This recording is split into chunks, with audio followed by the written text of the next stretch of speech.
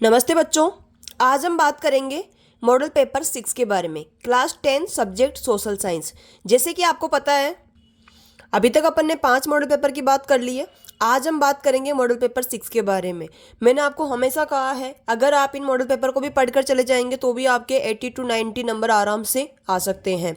और अगर अभी तक आप फर्स्ट बार ये मॉडल पेपर देख रहे हो तो इससे पहले वाले जो मैंने 5 मॉडल पेपर डाले हैं, अपलोड किए हैं, उसको भी आपको अच्छे से लर्न करना है ताकि आपके पूरे मार्क्स आ जाए। चलिए बिना टाइम वेस्ट करे अपन स्टार्ट करते हैं। नेपोलियन संहिता का निर्माण कब हुआ? ये क्वेश्चन पहले भी कई बार आ गया है, तो ये आपको पता होना चाहिए कब हुआ। ये 1804 के अंदर। प्रथम विश्व युद्ध से पहले दुनिया की सबसे बड़ी अर्थव्यवस्था क्या थी? तो प्रथम विश्व युद्ध से पहले दुनिया की सबसे बड़ी अर्थव्यवस्था क्या थी? ब्रिटेन की अर्थव्यवस्था। कौन सी थी? ब्रिटेन की अर्थव्यवस्था थी सबसे बड़ी, यानी कि फर्स्ट वर्ल्ड वार से पहले। अब आपको कमेंट में लिखना है कि फर्स्ट वर्ल्ड वार कब हुआ था, कब शुरू हुआ था। तो ब्रिटेन की अर्थव्यवस्था थी। कमेंट में जरूर लिखना कि फर्स्ट वर्ल्ड वार कब शुरू होता है। मैं जो भी आपको बोलती जाऊं आप तुरंत कमेंट करते रहना, ताकि मुझे ये भी पता चल सके कि मैं जो मेहनत कर रही हूँ वो सही है या गलत है, यानी कि आपको लर्न भी है या नहीं है। पहले वाले मॉडल पेपर अब तक पढ़ाए हुए, यानी मैंने 5 मॉडल पेपर तैयार कर दिए हैं, आपको अपलोड भी कर दिया है, समझा भी दिया है। उनमें से संबंधित अगर इसमें कोई भी प्रश्न आता है तो मैं आपको बोलूँगी, आपको कमेंट में उसका आंसर देना है। औद्योगिक क्रांति सर्वप्रथम किस देश में प्रारंभ हुई थी? तो ये कहाँ हुई थी? इंग्लैंड के अंदर। औद्योगिक क्रांति सबसे पहले प्रारंभ कहाँ हुई है? इंग्लैंड के अंदर। गंभीर हिंदी में छपाई की शुरुआत किस दशक में हुई थी? यानी कि गंभीर हिंदी में छपाई की शुरुआत कब, कौन से दशक में होती है? 1870 के दशक में। अमेरिका की खोज किसने की थी? कोलंबस ने। अब आप कमेंट में लिखना भारत की खोज किसने करी थी, और मैंने इसकी पूरी कहानी बता रखी है।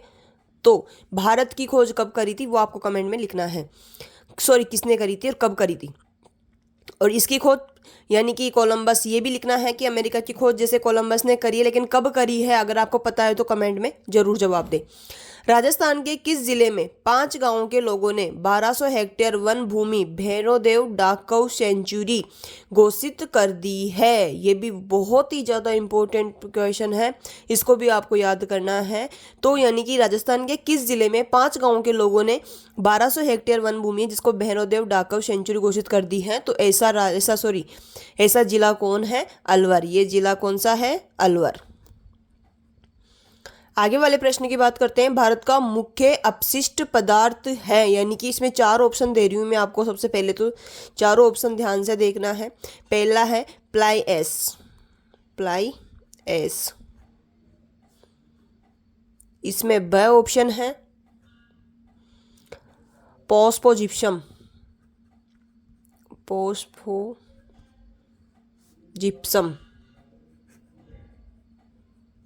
तीसरा ऑप्शन है इसके अंदर लोहा इस्पात की अशुद्धियां,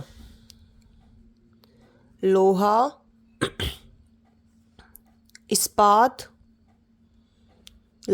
इस्पात की अशुद्धियां।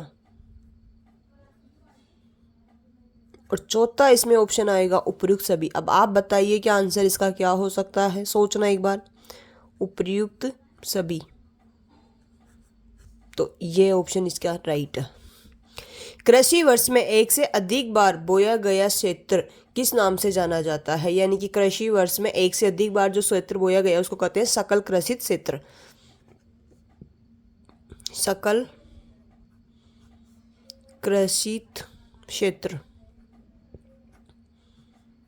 कृषित क्षेत्र, यानी कि वर्ष में एक से अधिक बार बोया गया क्षेत्र क्या कहलाता है? सकल कृषित क्षेत्र। अब इसके भी आगे मैं आपको एक बना के दूंगी कि बाकी जो क्षेत्र है, शुद्ध बोया क्षेत्र किसे कहते हैं, प्रतिभूमि किसे कहते हैं, चारागाह किसे कहते हैं, तो वो भी मैं भी आगे आपको समझाऊंगी। निम्नलिखित में से परिवहन का कौन सा साधन वहनांतरण हानियों तथा देरी को घटाता है? वेरी इंपॉर्टेंट है। कौन सा ऐसा साधन है जो इसको वहनांतरण को घटाता है? तो वो है पाइपलाइन। चलिए आगे बात करते हैं। अपना 10वां जो प्रश्न है, विदेशी मामले किस सूची से संबंधित विषय है? यानी कि जो विदेशी मामले हैं वो कौन सी सूची से संबंधित विषय हैं? तो ये है संघ सूची से। आपको पता होना चाहिए, राज्य सूची में राज्य से संबंधित आते हैं, संघ सूची में केंद्र से संबंधित या संघ से संबंधित आते हैं, समवर्ती में केंद्र और राज्य दोनों से संबंधित आते हैं, अवशिष्ट में भी अलग तरीके से आते हैं, तो ये आपको पता होना चाहिए। तो विदेशी मामले किस सूची से संबंधित विषय हैं? संघ सूची से। श्रीलंका में तमिलों की जनसंख्या कुल आबादी का कितना परसेंट है? वेरी वेरी इंपॉर्टेंट है कि श्रीलंका में तमिलों की जनसंख्या कुल आबादी का कितना परसेंट है, तो ये आपको अच्छे तरीके से पता होना चाहिए। तो ये कुल आबादी का 18% यानी कि 18% है। अब आप कमेंट में ये लिख करके बताएंगे, जहाँ जहाँ मैं बोलती जा रही हूँ कमेंट में जरूर आंसर देना, जिससे मुझे ये लगे कि हाँ मेरे बच्चे पढ़ाई कर रहे हैं, मैं मेहनत कर रही हूँ, तो वो आप लोग भी उसमें पूरी आपकी भागीदारी है कि आप मेहनत कर रहे हो मेरे साथ में। अब आपको ये लिखना है कि श्रीलंका में कौन कौन सी 2 जातियां हैं, एक तो तमिल आ गई, एक दूसरी कौन सी जाति थी, उसके बारे में आपको कमेंट में बताना है।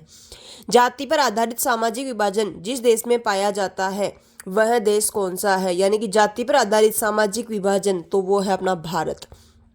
जाति पर आधारित सामाजिक विभाजन, अलग अलग जाति है वो अपने को अच्छे से पता है। वर्ष 2019 में देश में कितने दल राष्ट्रीय स्तर पर मान्यता प्राप्त थे? यानी कि कितने दल थे जो राष्ट्रीय स्तर पर मान्यता प्राप्त थे? तो ये हैं 7 दल। कितने दल हैं? 7 दल। अब आपको इसमें सातों के नाम भी मैं बताऊंगी बाद में कि कौन कौन से दल हैं। लोकतांत्रिक शासन व्यवस्था में समानता का निम्न में से कौन सा रूप नहीं पाया जाता है? यानी कि लोकतांत्रिक शासन व्यवस्था में समानता का कौन सा रूप नहीं पाया जाता है? तो वो होती है आर्थिक समानता। यानी कि लोकतांत्रिक शासन व्यवस्था तो है, लेकिन इसके अंदर क्या है, जैसे राजनीतिक दृष्टि समान है, सांस्कृतिक सबकी एक है, कानूनी भी एक है, लेकिन आर्थिक किसी के पास ज़्यादा पैसे हैं, किसी के पास में कम पैसे हैं। यूएनडीपी 2020 की मानव विकास रिपोर्ट के अनुसार 2018 में विश्व मानव विकास सूचकांक में भारत का स्थान है। Very very important. तो भारत का कौन सा स्थान है? 130वां। अब ये आगे मैं आपको बताऊंगी कि मानव विकास रिपोर्ट क्या होती है, मानव विकास सूचकांक क्या होता है। निम्न में से जो अनौपचारिक उधारदाता नहीं है, सबसे पहली बात तो ये आपका प्रश्न 100% आएगा कि औपचारिक और अनौपचारिक में अंतर क्या है। तो मैं आपको पहले ये बताऊंगी, फिर उसके बाद में आप खुद बताना कि इसका आंसर क्या होगा, अनौपचारिक उधारदाता कौन सा नहीं है। तो बताती हूँ आपको, दोनों 2 प्रकार होते हैं, औपचारिक और अनौपचारिक। पहले मैं आपको समझाती हूँ औपचारिक किसे कहते हैं, तो मेरे साथ साथ बोलना आप। वे संस्थाएं, औपचारिक में बता रही हूँ मैं, वे संस्थाएं या व्यक्ति, वे संस्थाएं या व्यक्ति जो सरकार द्वारा मान्यता प्राप्त होते हैं। यानी कि वे संस्थाएं या व्यक्ति जो सरकार द्वारा मान्यता प्राप्त होते हैं, सरकार द्वारा मान्यता प्राप्त होते हैं, वो कहलाते हैं औपचारिक व्यवस्थाएं। यानी कि अब आगे, और तय नियमों के अनुसार ऋण देते हैं, और तय नियमों के अनुसार ऋण देते हैं।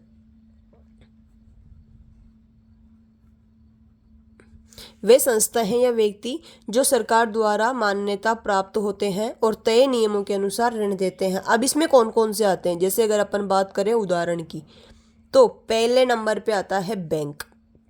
आपको पता है इसमें जो व्यक्ति होते हैं सरकार के द्वारा ही होते हैं, बैंक भी सरकार द्वारा ही है। आगे बात करते हैं सहकारी समितियां, ये भी, इनमें भी फिक्स मान्यता प्राप्त होते हैं, नियम तय होते हैं। तो ये आएगा सहकारी समितियां।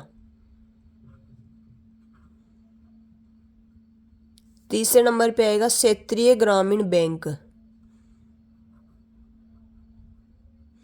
क्षेत्रीय ग्रामीण बैंक। चौथे नंबर पे आती है सरकारी वित्तीय संस्थान, सरकारी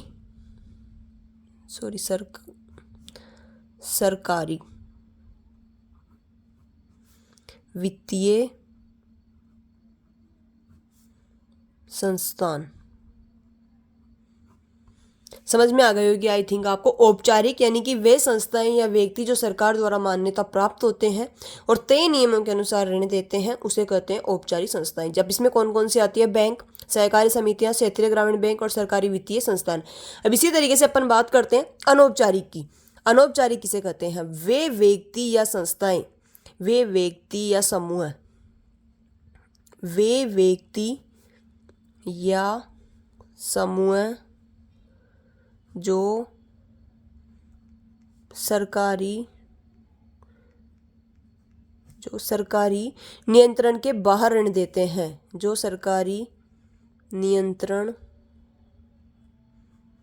के बाहर, यानी कि उनके ऊपर सरकार का कोई नियंत्रण नहीं होता है, ऋण देते हैं।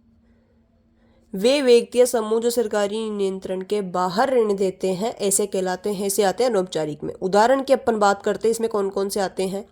इसके अंदर आते हैं बड़े बड़े जो साहूकार होते हैं, पैसे वाले, तो वो आते हैं। वो मनचाहे रेट लगाते हैं, मतलब जो ब्याज लेते हैं, इंटरेस्ट जो लगाते हैं ना, वो मनचाहे अपने तरीके से लगाते हैं, 2%, 3% या 2 रुपये सैकड़े, 5 रुपये सैकड़ा, तो वो इसमें होते हैं अनौपचारिक में। व्यापारी या बड़े बड़े व्यापारी होते हैं, वो भी इसी तरीके से करते हैं।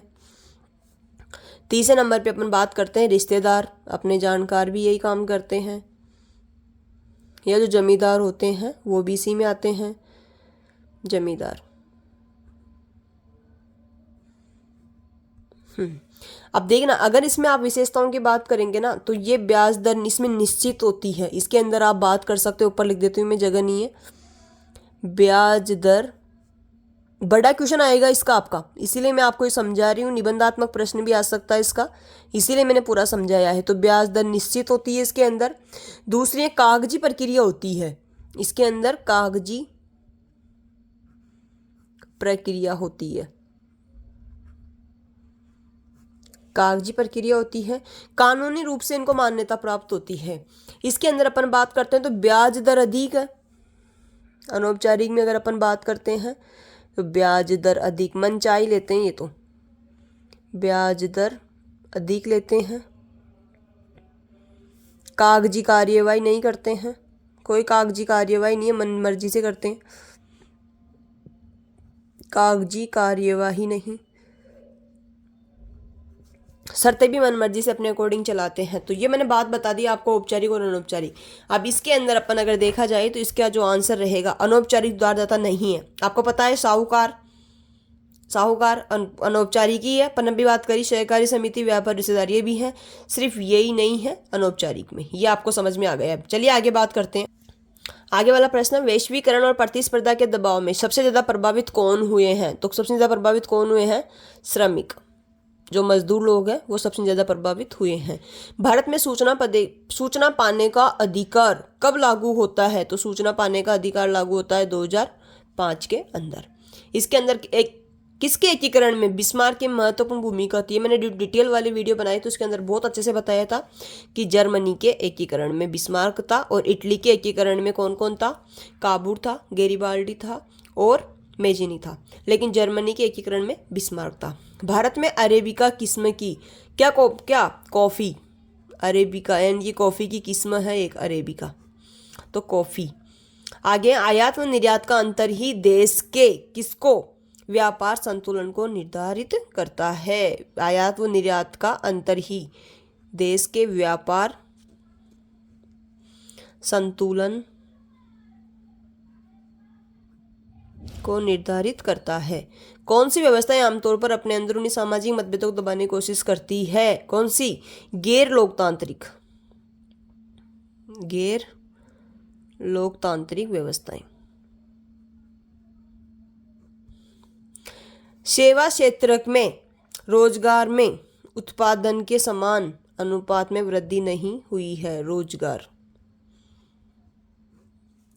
विश्व में लगभग कितने देश है जो विश्व व्यापार संगठन के सदस्य हैं? तो ये आपको पता होना चाहिए, इंपॉर्टेंट है। 160 देश है जो विश्व व्यापार संगठन के सदस्य हैं। आगे बात करते हैं अपन। आगे वाला अपना प्रश्न है, महाराष्ट्र की ऐसी 2 महिलाओं के नाम लिखिए जिन्होंने 1880 के दशक में उच्च जाति की नारियों की दयनीय दशा के बारे में लिखा था। तो ये 2 महिलाओं को आपको नाम याद रखने हैं। एक ताराबाई शिंदे, ताराबाई सिंधे, और दूसरी है पंडिता रमाबाई, ताराबाई सिंधे, और दूसरी है पंडिता रमाबाई, पंडिता रमाबाई। ये दो महिलाओं आपको याद रखने, महाराष्ट्र की दो है, तो ताराबाई सिंधे और पंडिता रमाबाई। गीत गोविंद के रचयिता कौन है? वेरी वेरी इंपॉर्टेंट है, जयदेव। गीत गोविंद के रचयिता कौन है? जयदेव। गेली शब्द से आप क्या समझते हैं? ये एक धातुई फ्रेम होती है जिसमें टाइप बिछाकर इबारत बनाई जाती थी, उसे कहते हैं गेली। तो आपको ये याद रखना है कि ये एक प्रकार की धातु फ्रेम होती है। एक धातुई फ्रेम, एक धातुई फ्रेम जिसमें टाइप बिछाकर, जिसमें टाइप, ये रटने वाला प्रश्न थोड़ा, जिसमें टाइप बिछाकर इबारत बनाई जाती थी, इबारत बनाई जाती थी, उसे ही गेली कहते थे, उसे ही गेली कहते थे। आगे वाला है, भारत में पहला पटसन उद्योग कहाँ स्थापित हुआ? तो कहाँ स्थापित हुआ था? कोलकाता में। कोलकाता के एक पास में ही है, कोलकाता के निकट रिसरा के अंदर। तो भारत में पहला पटसन उद्योग कहाँ स्थापित हुआ था? कोलकाता, कोलकाता के निकट, कोलकाता के निकट रिसरा में। और ये भी क्वेश्चन आ सकता है कि कब होता है? तो 1855 में स्थापित होता है। यानी कि भारत में पहला पटसन उद्योग कहाँ स्थापित हुआ? सबसे पहले तो कोलकाता के निकट रिसरा में। कब स्थापित हुआ? 1855 में। वनों से प्राप्त होने वाली कोई दो वस्तुओं के नाम लिखिए। एक तो गोंद और दूसरी है इमारती लकड़ी।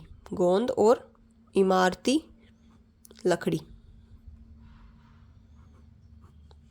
स्वर्णिम चतुर्भुज महाराजमार्ग परियोजना का क्या लक्ष्य है? स्वर्णिम जो चतुर्भुज महाराजमार्ग है उसका परियोजना क्या लक्ष्य है? तो भारत में, ये भी वेरी वेरी इंपॉर्टेंट है, भारत के मेगा सिटी, भारत के मेगा सिटी, अब मेगा सिटी को आपको पता ही होगा, मेगा सिटी के बीच, मैं बताऊंगी भी, मेगा सिटी के बीच दूरी तथा परिवहन में लगने वाले समय को कम करना। यानी कि भारत के मेगा सिटी के बीच दूरी तथा परिवहन, दूरी तथा परिवहन में लगने वाले समय को कम करना। जो बड़ी बड़ी सिटियां हैं, मैं बताऊंगी भी, समय को कम करना कौन कौन सी है आपको पता है। इधर मुंबई है, मैंने सारा बना के भी बता रखा है आपको। इधर नीचे क्या है? चेन्नई। ऊपर क्या है आपको पता ही है। इधर क्या है? मुंबई है। इधर वो आपको मैंने सारी चीज़ें बता रखी चारों के बारे में। तो उनकी जो दूरी है, जैसे ये चारों सिटियां हैं बड़ी बड़ी, इनकी दूरी को कम करने और परिवहन में लगने वाले समय जो कम करना, इसीलिए स्वर्ण चतुर्भुज महाराजमार्ग परियोजना लागू की गई थी। श्रीलंका की तमिल समस्या के कोई दो कारण बताए, यानी कि जो श्रीलंका में दो जातियां थी उसमें जो तमिल थी, इनकी समस्या क्या क्या थी? तो पहला, वेरी वेरी इंपॉर्टेंट है, भी आपको पता होना चाहिए, तो सरकारी नौकरियों में सिंगलियों को प्राथमिकता देना। पहला तो ये हो गया है कि सरकारी, इनकी समस्या थी सरकारी नौकरियों में, सरकारी नौकरियों में सिंगलियों को प्राथमिकता देना। सरकारी नौकरियों में सिंगलियों को प्राथमिकता देना, सरकारी नौकरी में सिंगलियों को प्राथमिकता देना। और दूसरा कारण क्या था? सिंगली को एकमात्र राजभाषा घोषित करना। सिंगली को एकमात्र राजभाषा घोषित करना। यानी कि जो वहाँ की तमिल जाति थी उनको ये समस्या थी। एक तो क्या थी कि सरकारी नौकरी में सिंगलियों को प्राथमिकता दे रहे थे, और दूसरा था कि सिंगली को ही एकमात्र राजभाषा घोषित किया गया है। आगे अपना वोट बैंक का, वोट बैंक से आप क्या समझते हैं? तो एक बार मैं आपको बता दूं कि वोट बैंक उन मतदाताओं के समूह को कहा जाता है जो किसी एक राजनीतिक दल या नेता को नियमित रूप से वोट देते हैं। यानी कि वोट बैंक से तात्पर्य क्या है, आपको बहुत अच्छे से याद होना चाहिए। वोट बैंक उन मतदाताओं के समूह को कहा जाता है, उन दाताओं के वोट बैंक उन मतदाताओं के समूह को कहा जाता है। वोट बैंक उन मतदाताओं के समूह को कहा जाता है जो किसी एक राजनीतिक दल या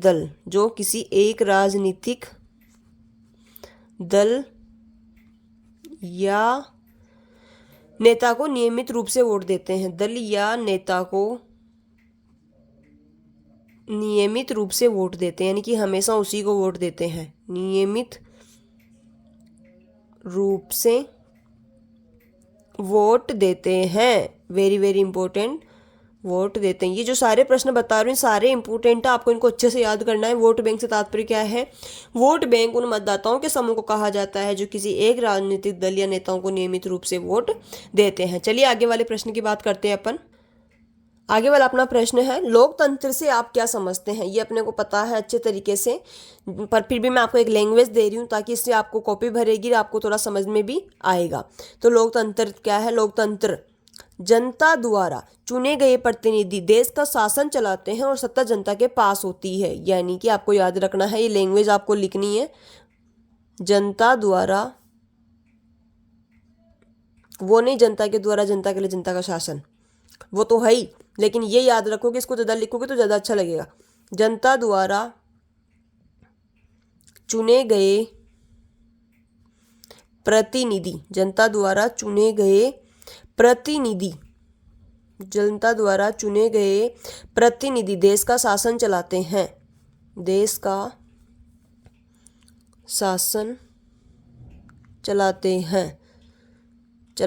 हैं और सत्ता जनता के पास होती है, और सत्ता जनता के पास होती है, सत्ता जनता के पास होती है।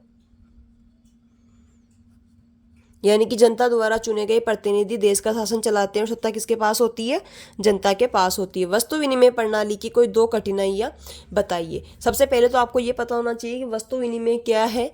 जैसे किसी के बाजरा हो रहा है और किसी के गेहूँ हो रहा है, तो बाजरा देकर के ज्वार खरीद लिया, गेहूँ खरीद ले, या फिर किसी के मसाले हो रहे हैं, जीरा हल्दी जो भी है, धनिया वगैरह ये, तो वो गेहूं बेच के उनसे वो खरीद ले हैं।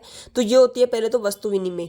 अब इस प्रणाली की कठिनाई क्या क्या है? 2 कठिनाइयों की अपन बात करेंगे। सबसे पहले वस्तुओं और सेवाओं के मूल्य निर्धारण में कठिनाई, यानी कि गेहूं और बाजरे का एक ही दाम नहीं है, अलग अलग दाम है, तो उसमें क्या समस्या आ सकती है? जीरे और धनिया का एक दाम नहीं है, जीरे और गेहूं का एक दाम नहीं है, तो उसमें तो आपको ये पता होना चाहिए कि वस्तुओं और सेवाओं के मूल्य निर्धारण में कठिनाई। सबसे पहला वस्तुओं और सेवाओं के मूल्य निर्धारण में कठिनाई। मूल्य निर्धारित नहीं कर सकते हैं, मतलब मूल्य निर्धारित में कठिनाई। दूसरा पॉइंट, आवश्यकताओं के दोहरे संयोग का अभाव। भी इसको भी समझाऊंगी, इसका मतलब क्या होता है। सबसे पहले आप लिख लो, आवश्यकताओं के दोहरे संयोग का अभाव। इसका मतलब ये होता है जैसे किसी ने गेहूँ बाली है, दूसरे भी गेहूँ बाली, यानी कि दोहरी चीज़ें हो गई आवश्यकता की। जो चीज़ जैसे उनको ज्वार चाहिए, बाजरा सॉरी गेहूँ चाहिए, कुछ मक्का चाहिए, तो वो नहीं मिल पा रहा है, तो दोहरी संयोग का अभाव भी हो जाता है। आगे, वैश्वीकरण की प्रक्रिया को उत्प्रेरित करने वाला सबसे महत्वपूर्ण कारक कौन सा है? तो यह है प्रौद्योगिकी में तीव्र उन्नति। बहुत इंपॉर्टेंट है, छोटा सा आंसर है। प्रौद्योगिकी में तीव्र उन्नति। आगे वाला प्रश्न, उपभोक्ता इंटरनेशनल से आप क्या समझते हैं? बहुत ही अच्छा क्वेश्चन है, तो मैं आपको पहले बोल के बताती हूँ। उपभोक्ता इंटरनेशनल एक अंतर्राष्ट्रीय संगठन है। सबसे पहली बात, उपभोक्ता इंटरनेशनल क्या है? उपभोक्ता इंटरनेशनल हेडिंग डालना है, फिर लिखना है एक अंतर्राष्ट्रीय संगठन है। उपभोक्ता इंटरनेशनल क्या है? एक अंतर्राष्ट्रीय संगठन है, एक अंतर्राष्ट्रीय संगठन है, एक अंतर्राष्ट्रीय संगठन है जो विश्व स्तर पर उपभोक्ताओं के अधिकारों की रक्षा और संरक्षण के लिए कार्य करता है। यानी कि उपभोक्ता इंटरनेशनल एक अंतर्राष्ट्रीय संगठन है जो विश्व स्तर पर उपभोक्ताओं के अधिकारों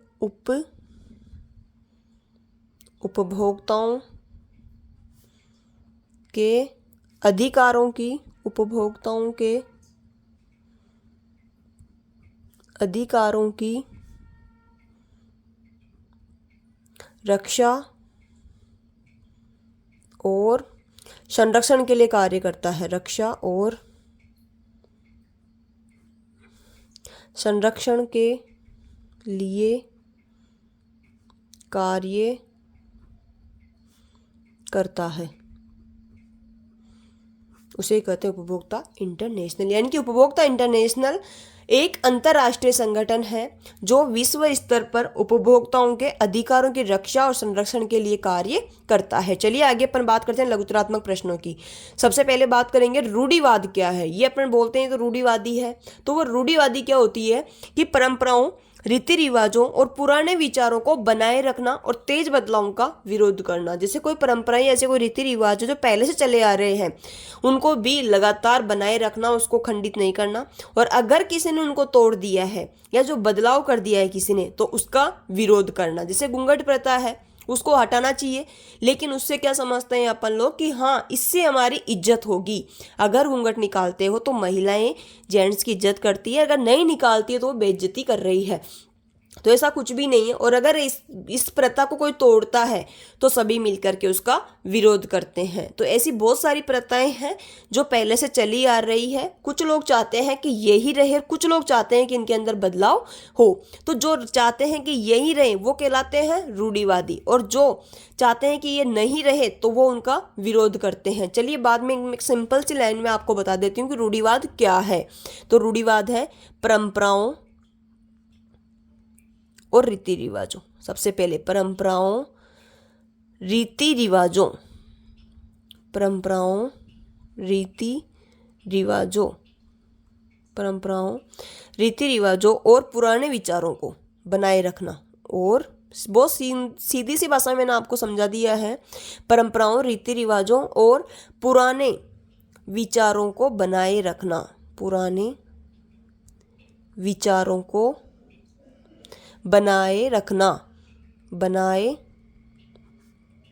रखना तथा तेज बदलावों का विरोध करना, तथा तेज बदलावों का विरोध करना। यही क्या कहलाता है? रूढ़िवादी। विरोध करना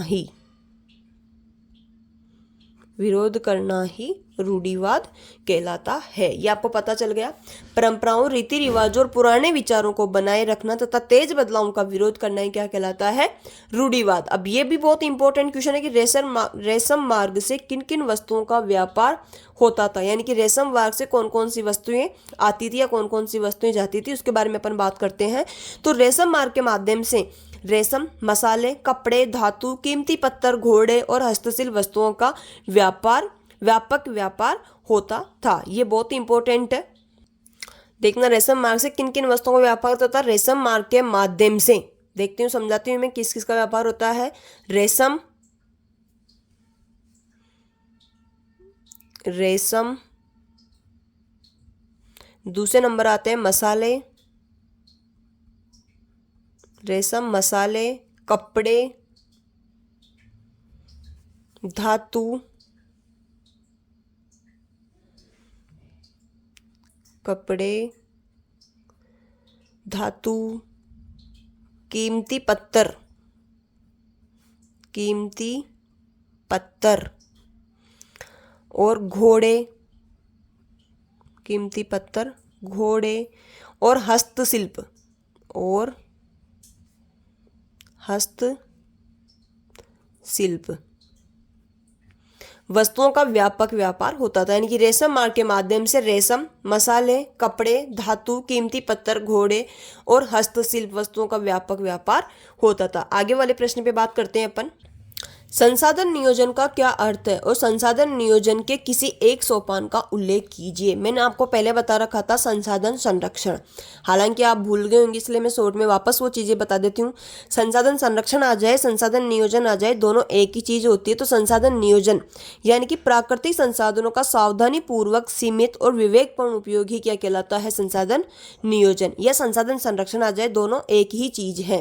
तो आपको लिस्ट में लिख देना है प्राकृतिक संसाधनों का, इसमें आपको करना है प्राकृतिक संसाधनों का, प्राकृतिक संसाधनों का सावधानी पूर्वक, प्राकृतिक संसाधनों का सावधानी पूर्वक, सीमित और प्राकृतिक संसाधनों का सावधानी पूर्वक, सीमित और विवेकपूर्ण उपयोग ही, और विवेकपूर्ण उपयोग ही संसाधन नियोजन कहलाता है। उपयोग ही संसाधन नियोजन कहलाता है। इसकी अपन बात करते हैं एक सोपान, किसका एक सोपान लिखिए। अगर बाई चांस दो सोपान आ जाते हैं तो भी आप इसमें लिख सकते हैं। पहला तो है संसाधनों की पहचान और सूची तैयार करना। संसाधनों की पहचान और सूची तैयार करना। दो सोपान आ जाए इसमें, तो एक पूछ रहा है लेकिन आपको दो भी याद रखना है। सूची तैयार करना, संसाधनों की पहचान और सूची तैयार करना। और दूसरा है संसाधनों का विकास,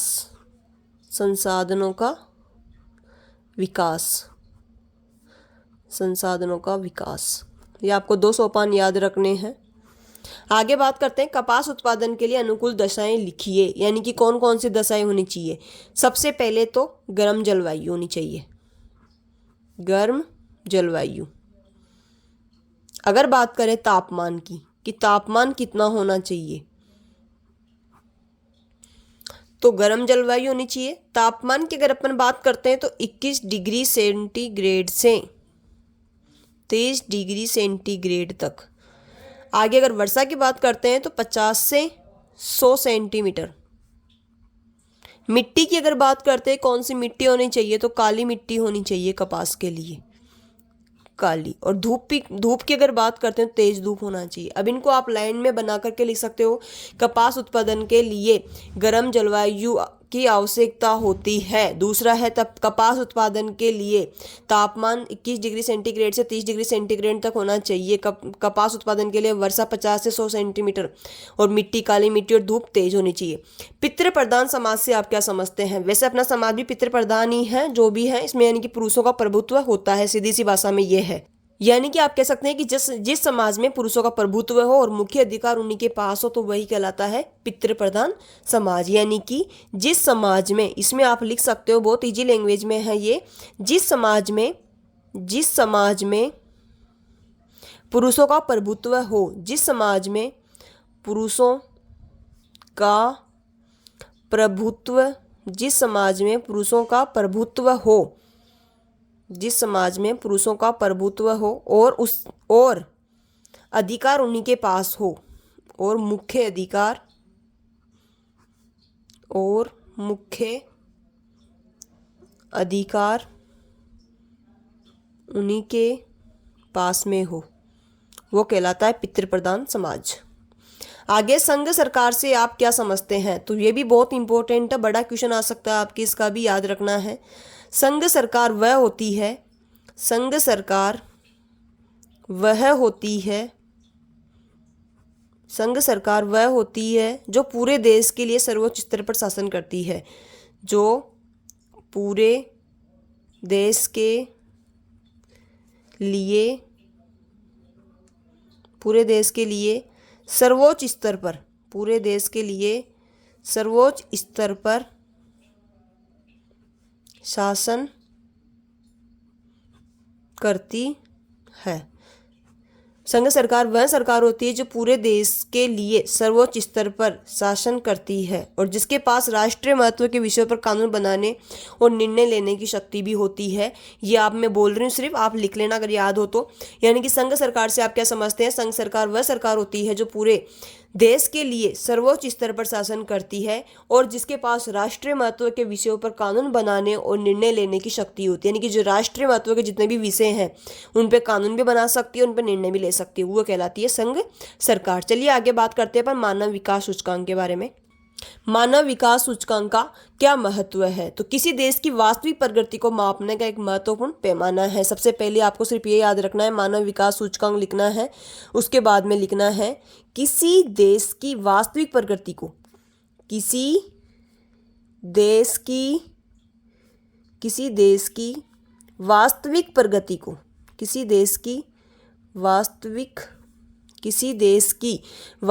प्रगति को, किसी देश की वास्तविक प्रगति को, किसी देश की वास्तविक प्रगति को मापने का एक महत्वपूर्ण, प्रगति को मापने का एक महत्वपूर्ण पैमाना है, एक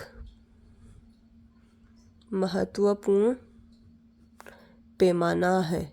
यानी कि मानव विकास सूचकांक क्या है, किसी देश की वास्तविक प्रगति को मापने का एक महत्वपूर्ण पैमाना। अब इसके अंदर क्या क्या नापते हैं वो बताती हूँ आपके, कि किस देश का कितना विकास हो रहा है, यानी कि देशों के विकास स्तर की तुलना करने में सहायता देता है। ये केवल आय नहीं बल्कि स्वास्थ्य, शिक्षा और जीवन स्तर को भी ध्यान में रखता है ये। तो आगे बात करते हैं अपन, तृतीय क्षेत्र को सेवा क्षेत्र भी कहा जाता है, ऐसा क्यों है? ऐसा इसलिए कहा जाता है, ये तो आप लिख देना, उसके बाद में लिखना है क्योंकि से तृतीय क्षेत्र को सेवा क्षेत्र भी कहा जाता है, क्योंकि इस क्षेत्र में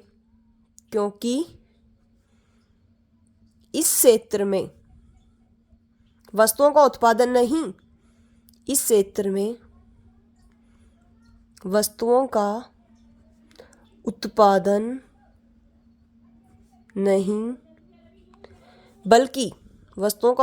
नहीं बल्कि लोगों को सेवाएं प्रदान की जाती है। वस्तुओं का उत्पादन नहीं बल्कि लोगों को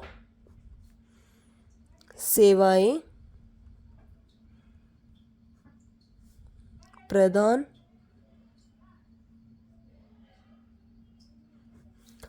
की जाती है। देखना, क्योंकि इस क्षेत्र में वस्तुओं का उत्पादन नहीं बल्कि लोगों को सेवाएं प्रदान की जाती है। इसमें आप ये भी लिख सकते हो आगे, यह क्षेत्र प्राथमिक और द्वितीयक क्षेत्र की गतिविधियों का सहयोग देता है। यह क्षेत्र प्राथमिक में जैसे कृषि आ गई, द्वितीयक, यह क्षेत्र प्राथमिक और द्वितीयक क्षेत्र की गतिविधियों का सहयोग देता है, की गतिविधियों को सहयोग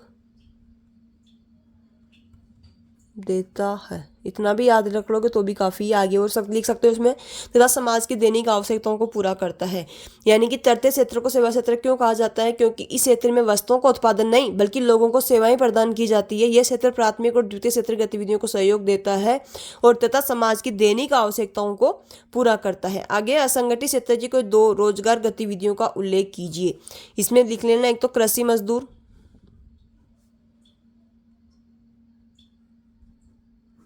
दूसरा आप लिख सकते हो मछुआरा, और एक और लिख लो इसके अंदर आराम से आप, निर्माण कार्य में दिहाड़ी मजदूर या सड़क किनारे बेचने वाला, सड़क किनारे बेचने वाला, ये भी इसमें आ सकता है, या फिर दिहाड़ी जो मजदूर होते हैं वो भी इसमें आएंगे। सड़क किनारे सामान बेचने वाला, सामान बेचने वाला। आगे, वैश्वीकरण के भारतीय अर्थव्यवस्था पर पड़ने वाले कोई दो सकारात्मक प्रभाव बताइए। इसमें पहला है विदेशी निवेश में वृद्धि। अब मैं इसका मतलब समझाऊंगी आपको। विदेशी निवेश में वृद्धि, इसका मतलब ये होता है कि वैश्वीकरण के कारण भारत में बहुराष्ट्रीय कंपनियां भारत में आई, जिससे पूंजी निवेश का और उद्योगों का विकास हुआ। यानी कि विदेशी निवेश में वृद्धि, यानी कि वैश्वीकरण के कारण ही भारत में बहुराष्ट्रीय कंपनी आई थी और पूंजी का निवेश किया, उद्योगों का विकास हुआ। दूसरा इसमें लिख सकते हो रोजगार के नए अवसर, रोजगार के नए अवसर, यानी कि नई कंपनियां और उद्योगों के आने से लोगों के लिए रोजगार के अवसर बढ़े थे। यानी कि जो नई नई कंपनी आई थी उसके कारण ही लोगों के रोजगार के अवसर बढ़े थे। तो ये अपने छठा मॉडल पेपर कंप्लीट हो गया है। अब अपन आगे बात करेंगे सातवें मॉडल पेपर के बारे में, जो कि मैं कल नहीं परसों अपलोड कर दूंगी। जब तक आप इसको कंप्लीट याद कर लेना, और जो मैंने कमेंट में पूछा था उसका कमेंट में आंसर आपको जरूर देना है। Thank you.